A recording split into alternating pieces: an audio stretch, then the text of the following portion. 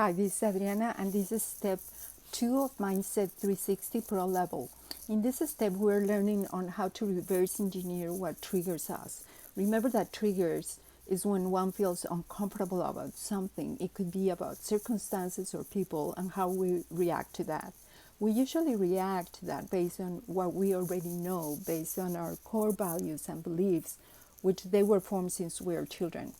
In this training, we'll learn how to identify the triggers, how we react, then how to replace the thoughts that do not serve us to achieve our goals and dreams and live in a world of abundance.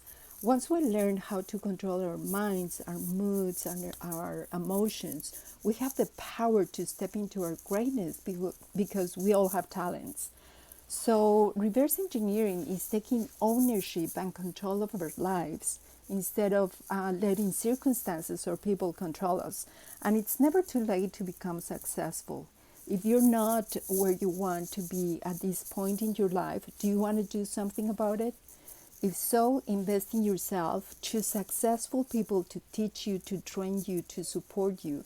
So you can start by creating a free account in SalesVision by clicking the link in the description and start changing your life. Thanks for watching.